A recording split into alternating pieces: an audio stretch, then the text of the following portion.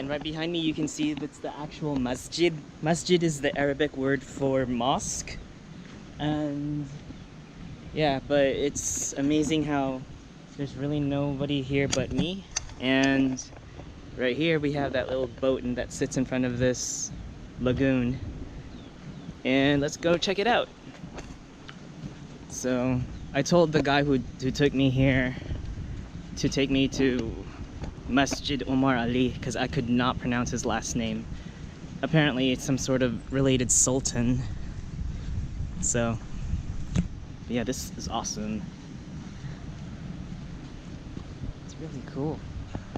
I might have to take a picture of that later. This one too. So cool. Brunei really is a hidden gem. Not a lot of people know about Brunei, but it is filthy rich because of the oil they are investing and having a lot of